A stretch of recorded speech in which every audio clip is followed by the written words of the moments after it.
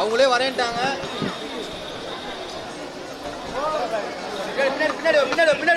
அவங்களே வரேன்ட்டாங்க. லைட் யாரும் உள்ள போகாத. தம்பிங்களா, முதல்ல மதுரையில எல்லாரையும் பார்க்கறதுல மகிழ்ச்சி. ஒரு நிமிஷம்.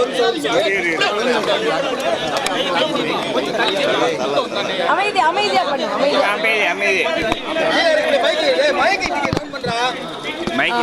முதல்ல தம்பி உள்ள வச்சு அவங்க தம்பி இங்க போட்டுருங்க. வாங்க.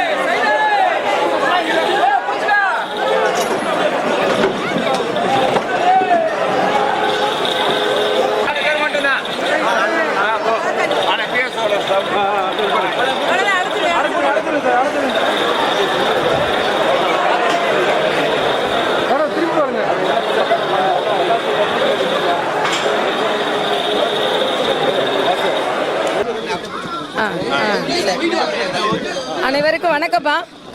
முதல்ல மதுரையில் உங்களெல்லாம் பார்க்கறதுல எங்களுக்கு மகிழ்ச்சி. மதுரையில் திருப்பி பார்க்க போகிறோம்.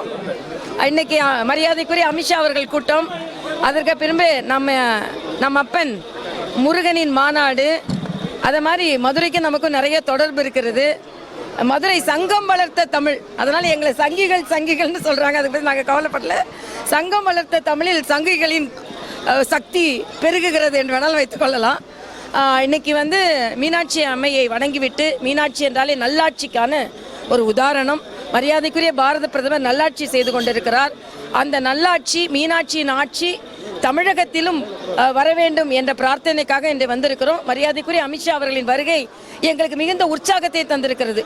67 மாவட்டத்தில் புதிய மாவட்ட தலைவர்கள் தேர்ந்தெடுக்கப்பட்டிருக்கிறார்கள். 1000த்திற்கு மேற்பட்ட மண்டல்களில் புதிய மண்டல் தலைவர்கள் தேர்ந்தெடுக்கப்பட்டிருக்கிறார்கள். 60,000 கிளைகளில் புதிய கிளை தலைவர்கள் தேர்ந்தெடுக்கப்பட்டிருக்கிறார்கள். 67 மாவட்டங்களில் ஆயிரக்கணக்கான நிர்வாகிகள் தேர்ந்தெடுக்கப்பட்டிருக்கிறார்கள். ஆக அவர்களுக்கெல்லாம் புது ரத்தம் பாய்ச்சுவதற்காக மரியாதைக்குரிய அமித்ஷா அவர்கள் வருகிறார்கள். அவர்கள் வருகை எங்களுக்கு உற்சாகத்தை தருகிறது. ஆனால் திமுக கூட்டணிக்கு ஒரு பதற்றத்தை தருகிறது. அதனால் முதல்ல இருந்தே மரியாதைக்குரிய அமித்ஷா வருவதை பற்றியும் முருகன் மாநாடு நடத்துவதை பற்றியும் பதற்றத்தோடு பேசிக் கொண்டிருக்கிறார்கள். ஆனால் நாங்கள் பயபக்தியோடு நாங்கள் இதை நடத்தி கொண்டிருக்கிறோம். மிகுந்த உற்சாகத்தோடு இருக்கிறோம். அரசியல் சார்ந்தது அப்படின்றார் இந்து சமய அமைச்சர். திமுக காரங்க யாருமே இதில் வரமாட்டாங்க உண்மையானவங்க அப்படின்றாரு. இல்லை, திமுக காரங்களை நாங்கள் எதிர்பார்க்கவே இல்லை. ஏன்னா திமுக காரங்களுக்கு, உண்மையான திமுக காரங்களுக்கு நிறைய பக்தி இருக்கு. ஆனால் வெளிப்படையாக வரமாட்டாங்க. முதலமைச்சரே வெளிப்படையாக சாமி கும்பிட மாட்டேன்றாரு. அங்கே உள்ள அமைச்சர்கள் எல்லாரும் சாமி கும்பிடுறாங்க தான், அண்ணன் துரைமுருகன் உட்பட. வெளிப்படையாக வரமாட்டாங்க. என்ன வெளிப்படையாக வந்தால் ஏதோ கொள்கையை தப்பாக சொல்கிற மாதிரி. நாங்கள் சொல்கிறது என்ன, நாங்கள் வெளிப்படையாக சாமி கும்பிடுவோம், நீங்கள் ரகசியமாக சாமி கும்பிடுவீங்க. செய்கிறதே செய்கிறீங்க, மக்களுக்கு வெளிப்படையாக செய்யுங்க அப்படின்றது தான். அதனால் நான் என்ன கேட்குறேன், இது பிளவுபடுத்துவதற்கு இதுல என்ன இருக்கு? நீங்க முருகன் மாநாடு நடத்துனீங்களா இல்லையா? இல்ல அது யார் சொல்றது? அவர் யார் அதுக்கு அளவுகோல் கொடுக்கறதுக்கு? அவர் யார் அளவுகோல் கொடுக்கறதுக்கு? நாங்க திமுக காரங்களை எதிர்பார்க்கலாம். ஆனா திமுக காரங்க ரகசியமா அந்த மாநாட்டுக்கு வருவாங்க. முருகன் மீது அக்கறை கொண்டவர்கள், முருகன் மீது பக்தி கொண்டவர்கள் நிச்சயமா வருவாங்க. ஏன்னா இது முருகன் பக்த மாநாடு தான். அதே மாதிரி அரசியலாக்குறார்கள் என்றால் நாங்க முருகனை எப்பவுமே கும்பிடுறவங்க தான். கும்பிடுறவங்க மாநாடு நடத்தலாம். நீங்க கும்பிடாதவங்க மாநாடு நடத்துறீங்கல்ல. நீங்க எங்களது கொள்கை அது இல்லைன்னு சொல்றீங்க. முதலமைச்சர் 3000 குடமுழுக்கு, ஆனா ஒரு குடமுழுக்குலாவது முதலமைச்சர் கலந்துக்கிட்டாரா? எத்தனை கிறிஸ்துமஸ் ஃபங்க்ஷன்ல கலந்துக்கிறீங்க? ஏன் டிபார்ட்மெண்ட் ஃபங்க்ஷன்ல வேற டிபார்ட்மெண்ட் ஃபங்க்ஷன்ல முதலமைச்சர் கலந்துக்கிறதே இல்லையா? எஜுகேஷன் டிபார்ட்மெண்ட்ல கலந்துக்கிறதுல, ஹெல்த் டிபார்ட்மெண்ட்ல கலந்துக்கிறது இல்லையா? நான் அட்மினிஸ்ட்ரேஷன்ல இருந்தாலுப்பா ஏன்டா சொல்றீங்க? ஆக அப்ப இதுல ஒரு துவேஷம் இருக்கா இல்லையா? உங்களுக்கு பாராபட்சம் இருக்கா இல்லையா? அதனால இன்னைக்கு தீபம் காமிக்கிறதெல்லாம் திமுகவிலையும் அதை மீனாட்சியே மன்னிக்க மாட்டார். ஏன்னா தீபம் எல்லாம் மக்களினால ஆயிரம் ஆண்டுகள் எல்லா கோயில்களும் நடந்து கொண்டு இருக்கிறது. எல்லாத்துக்கும் ஸ்டிக்கர் ஒட்டுவீங்க. நீதிமன்றம் ஒரு தீர்ப்பு சொன்னா அதுக்கு ஒரு ஸ்டிக்கர், மத்திய அரசு திட்டம் கொண்டா அதுக்கு ஒரு ஸ்டிக்கர். இன்னைக்கு கோயில்ல உள்ள தீபத்துக்கும் நீங்க ஸ்டிக்கர் ஒட்டுட்டீங்கன்னா கடவுள் மன்னிக்கவே மாட்டார்.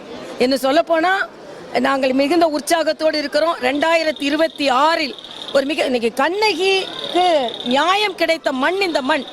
எவ்வளவோ பெண்கள் இன்னைக்கு பெண்கள் எல்லாரும் பாலியல் பலாத்காரத்தில் ஈடுபட்டு துன்பப்பட்டு இன்னைக்கு ஒரே யார் அந்த சார்னு இன்னும் கேள்விக்கு பதில் கிடைக்காம இருந்து கொண்டு இருக்கிறது. அதனால இந்த மண் நியாயத்தை கொடுக்கும் மண். அதனால் நிச்சயமாக தமிழக மக்களுக்கு நியாயம் கிடைக்கும். அதனால் நாங்கள் மரியாதைக்குரிய பாரத பிரதமரை பாருங்க, மக்கள் தொகை கணக்கெடுப்பு அதை அவர் அறிவித்திருக்கிறார். சாதிவாரி கணக்கெடுப்புன்னு வேணுனே சொல்லிக்கிட்டே இருந்தீங்க. நீங்க 2011 சாதிவாரி கணக்கெடுப்பு நடந்தது வெளியே சொல்லல. சாதிவாரி கணக்கெடுப்பும் அவர் அறிவித்து விட்டார். இன்னைக்கு 2027 பெரிய மாநிலங்களுக்கெல்லாம் மக்கள் தொகை எடுக்கப்படும்னா உடனே அதுல ஒரு கருத்து நம்ம இடம்லாம் குறைஞ்சிரும். நேற்று கூட உள்துறை அமைச்சகத்திலிருந்து வெளியிட்டிருக்கிறார்கள், எந்த விதத்திலும் தமிழகமும் மற்ற மாநிலங்களும் பாதிக்கப்படாதுன்னு. இதுல அண்ணன் சொல்றா இது தண்ணியில தான் எழுதணுமா? இங்க டாஸ்மாக் தண்ணியில நீங்க எழுதிக்கிட்டு இருக்கீங்க.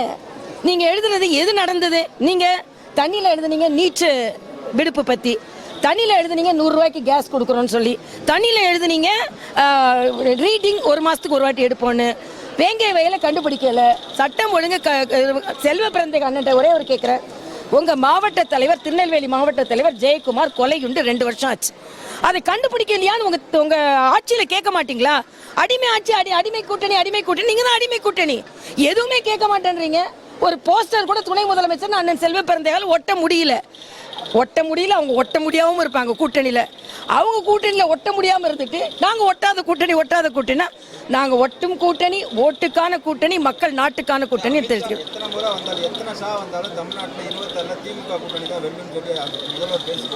ஏன் கவலை உங்களுக்கு? வரட்டுமே. நீங்க ஏன் அதை பத்தி கவலைப்படுறீங்க? நீங்க எண்ணிக்கிட்டு இருக்கீங்க எத்தனை முறை வராருன்னு. நீங்க எண்ண ஆரம்பிச்சிருக்கீங்க. நீங்க என்ன ஆரம்பிச்சாலே நீங்க கவலைப்படுகிறீர்கள். அதை பத்தி கவலையே படலன்னு அமித்ஷா எத்தனை வாட்டி வேணும்னா, ஏற்கனவே ஒரு ஷாவால தான் கே ஷாவால தான் உங்க ஆட்சி கலைக்கப்பட்டது. இன்னைக்கு இன்னொரு ஷாவால உங்களோட ஆட்சி கலகலப்பாகி இருக்கிறது, கவலை அளிக்கக்கூடியதாக இருக்கிறது, வெள்ளத்து போயிருக்கிறது. அதனால எங்களுக்கு ஒரே வாரத்தில் அதே மதுரையில் இது ஜனநாயக நாடுங்க. எங்களுக்கு ஒரு பதற்றமும் இல்லை. இதே தமிழ்நாடு ஜனநாயக நாடு. எங்க வேணாலும் கூட்டம் நடத்துறது எல்லாருக்கும் உரிமை இருக்கு. உங்க பொதுக்குழுவை பின்னால நீங்க வரல, நாங்க இங்க நடத்துறோம்னு தெரிஞ்சுக்கிட்டு வேணா நீங்க பொதுக்குழு இங்க நடத்துறீங்கன்னு சொல்றதுக்கு எவ்வளவு நேரம் ஆகும்?